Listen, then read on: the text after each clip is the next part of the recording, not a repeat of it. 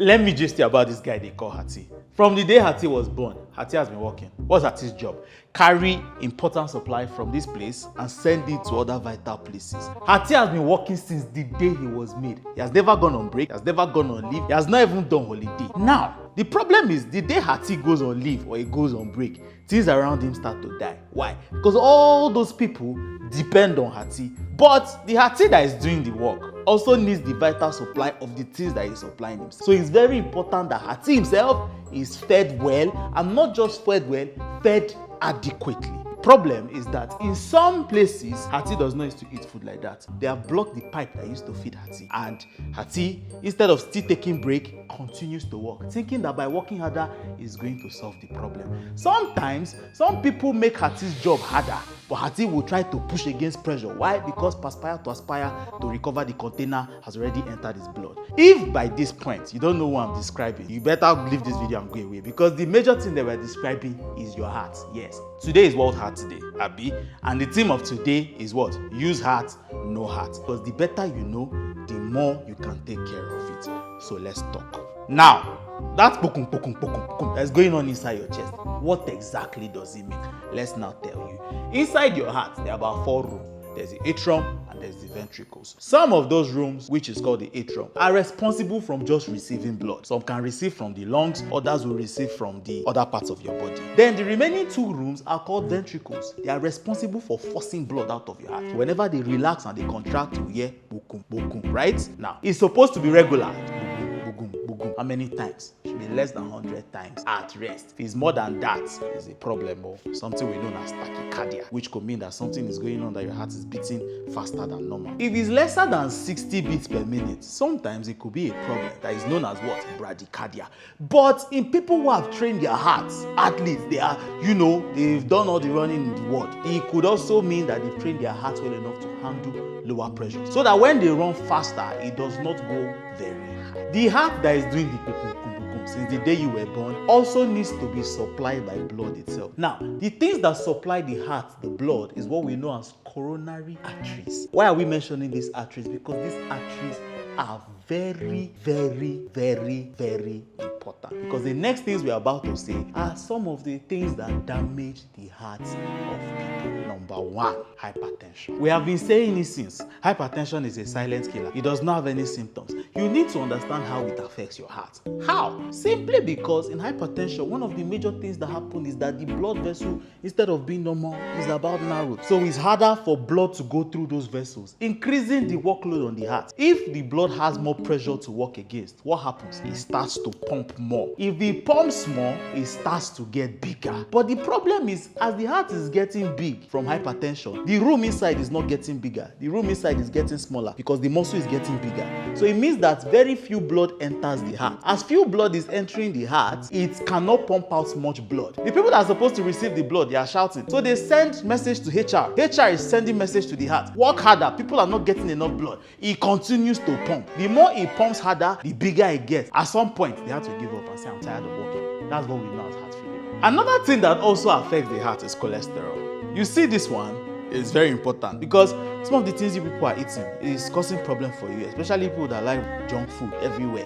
Some of the things they do is that they increase the level of cholesterol in your body. But not just any kind of cholesterol, they increase the one we call LDL, which is low density lipoprotein, which is bad for your heart in very high amounts. Now, what this cholesterol does is that after a while, if it's too much, because the body does not like to waste things, it will go and start dumping it in places, which is where? Sometimes inside your blood vessel. So you can have your blood vessel like this and it has dumped it inside. If it dumps it inside, it reduces the space that is inside the blood vessel, increasing the pressure that the heart needs to pump against. Other times, it can even deposit in the vessels that supply the heart. Remember, we talked about the coronary arteries. Some of you have already forgotten. Come back.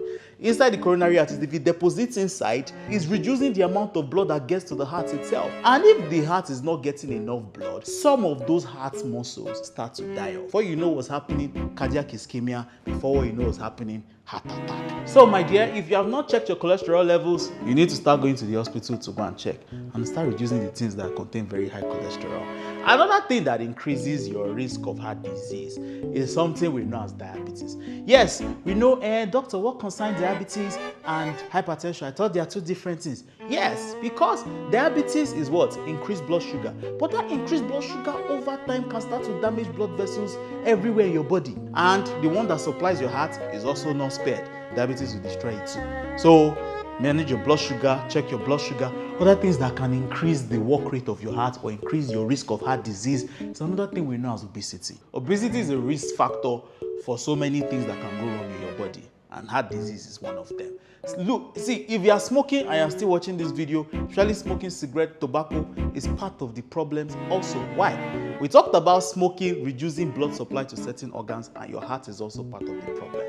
Now, if you don't exercise, off this video and go and exercise now, and then come back when you've exercised. Why? Because like we always say, when you exercise, first of all, your heart increases its work rate, your blood vessels enlarge, reducing the amount of work that your heart has to do over time. Most importantly is keeping your heart healthy. It's very simple. So, my dear, go and exercise. So, use heart, no heart. We are here. Let's now bring it down to what we can understand. Emeka, you go out with your friends. They are smoking shisha. We join them and smoke shisha. Meanwhile, your father has hypertension. Your mother has hypertension. Your father's uncle's sister's son has hypertension. Her uncle's sister's uncle's mom's aunts. You understand where I'm going? In other words, there's a risk factor for hypertension that is in your family line. They should not catch you near it. Am I saying that people that don't have risk factor can continue smoking as much as they like? No, don't hear what I'm not saying. What I'm saying is that there are certain particular risk factors that are with you. Or you find out that you're beginning to add a little bit of weight recently that is unhealthy. You climb 5 flights of stairs. Your heart is beating as if it wants to fall out. You need to understand that that is when you should take note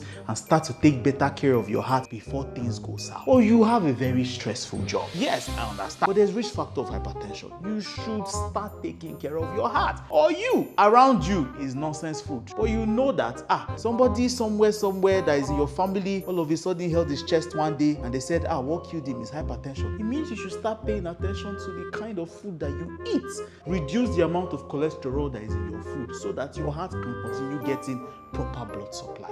But what's important for almost everybody is this. Number one, you should exercise. No matter how many forms of exercise, if you cannot run, walk. So try to do at least 10,000 steps per day. Number two, stop smoking. See, there's no benefit of smoking in this world. Tell me one benefit that's good for your body. None. So why are you taking it? Number three, alcohol. Yes, those of you who take insane amounts of alcohol, it also affects your heart. Number four, check your blood sugar. Look, any combination of diabetes and hypertension or heart disease at the same time is usually very deadly. One final thing that I need you to understand is that there are some things you can change and there are some things you can't change when it comes to risk factors for heart disease. But we'll start from the things you cannot change. Number one is your age, because over 35, the risk for coronary heart disease starts to increase. Number two is your gender. It has been found through research that men are more at risk of heart disease. Number three, if you're black, you need to know that you are at higher risk of heart disease than other people. Look, the things that you can change, that is why we are here, so that you can focus on those ones. Number one, which is what we've mentioned all since we started this video, smoking, exercise. Don't sit down in a place for too long. Make sure that your muscles are always working. Make sure that your diet is proper. Pay attention to these things because they are always important. But in your journey to using your heart and knowing your heart, you need to also understand that you need health professionals around you. When last did you go for a heart checkup? Look, it's very important. Your heart cannot just be beating funny. Things are giving you symptoms, but frequent checks with your doctor, with your heart specialist, will make you or help you keep your heart in optimal health. So I hope you now understand your heart better so that you can use it better. We started with what? Use heart, no heart. No, we're not even halfway done. That's my problem with hearts. Okay.